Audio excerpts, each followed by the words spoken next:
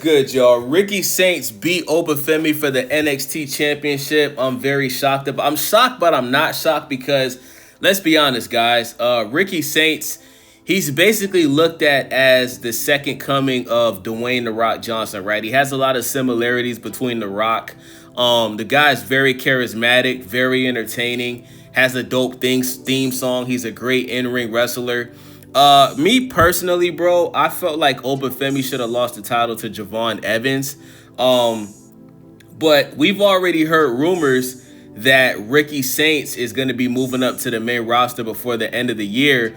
But him winning this title, it just proves that he most likely will stay on NXT for, I would say, this year and next year. I think he's going to move up to the main roster, possibly towards the end of 2026. But congratulations to Ricky Saints. This pretty much solidifies that Oba Femi will be moving up to the main roster very, very soon. Trick Williams is probably going to be moving up as well. But let's be honest, guys. Do we honestly think that Triple H, aka Triple Fraud, do we honestly think that Hunter is going to properly book Oba Femi? Guys, when is the last time that we've seen Omos on an episode of Raw or SmackDown? Omos, who is, I believe he's like 7'4" or something like that. The dude is a fucking giant, right? He doesn't wrestle on the main roster. He's still signed to the WWE. They had him go wrestle in Japan, right? They had him on a PLE on the little I forgot what it's called. There's like a Mexican wrestling company that is affiliated with the WWE now. And Omos was on there, right? That's the last time we seen him. But, you know, at the end of the day, bro, Triple H does not know how to book younger talent. And I'm afraid that if Oba Femi goes to Raw or SmackDown, he's pretty much going to be booked to lose a majority of matches when everybody knows that this guy has all of the tools to become a champion. I think this should be a situation where if Oba Femi moves up, he should be in title contention immediately. He should take the title from Dominic Mysterio. He should snatch that Intercontinental title, or he should snatch the United States title from Sami Zayn. That's the best scenario. You can't put a guy that is as talented as Oba Femi, you can't just have him move up to the main roster and he's losing matches, or you put him in a scenario where he's a tag team partner. No. This needs to be a situation. Do exactly what you did with Stephanie Valkyrie and Braun Breaker. Have this guy move up and immediately get into title contention. But I just don't feel like Triple H is going to do this.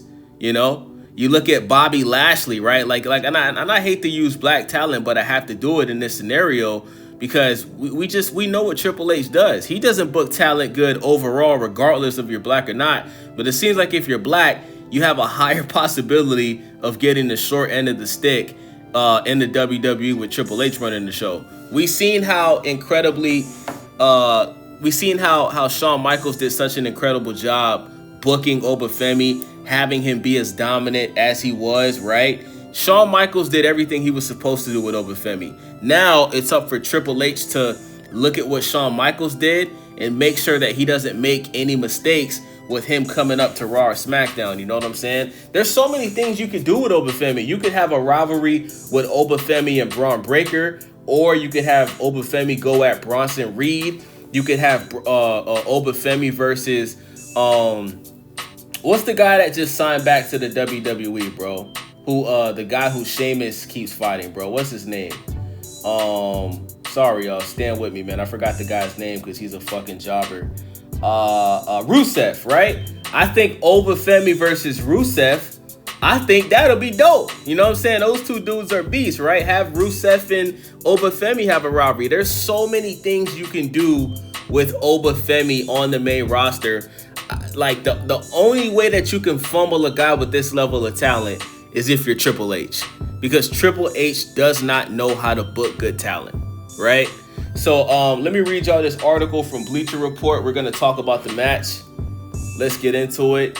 It says the stage for Saturday's showdown was initially set last month at Heatwave when Saints confronted Oba following a successful title defense against Javon Evans in the main event. it's sad, bro. Javon Evans lost like 5 title shots against Oba Femi, and Ricky Saints defeats him like his first time trying. I think that's insane. Saints made his intentions to challenge for the NXT Championship clear at that point, but he was interrupted by Josh Briggs on the ensuing episode of NXT, which set up a match between them for the #1 contendership. Saints came out on top, earning him an NXT title match at No Mercy, although it wasn't certain who his opponent would be. That was because of what occurred during the special edition of the Grayson Waller effect at NXT Homecoming, which began as a verbal exchange between Femi and Saints until Trick Williams got involved. Trick made it clear that he wanted to become a 3-time NXT champion, so Waller proposed a blockbuster title-for-title match with Femi putting the NXT championship on the line and Williams defending the TNA World Championship. That bout took place on the go-home episode of NXT before No Mercy, and it was a hard-hitting affair that saw both superstars agonizing close to winning on multiple occasions. During the match, TNA wrestlers were seated throughout the crowd as they showed up in an apparent effort to stand up against the perceived unfair treatment from NXT. When Williams got in the face of TNA star Mike Santana, who was on commentary, Santana punched Trick, triggering a disqualification. Once the bell rang, all of the TNA wrestlers in attendance rushed the ring and the NXT locker room emptied, leading to a massive brawl amid the chaos. Saints calmly strolled to the ringside area and touched the NXT Championship belt, but Oma emerged and pulled it into his own possession. Saints arguably had the advantage of being the fresher man at No Mercy since Femi went at war with Trick on Tuesday, and he capitalized on it to add the NXT Championship to a resume that already included the North American Championship. So shout out to Ricky Saints, man. I'm happy for Ricky Saints. Listen, bro. I love what Shawn Michaels is doing with NXT. Like, whoever would have thought, guys, seriously, like everybody watching this video, whoever would have thought that NXT would be a better show than Raw and SmackDown? Because NXT is basically college basketball, right? It's basically the D League. It's basically wrestlers, trying to get a position on the main shows, right?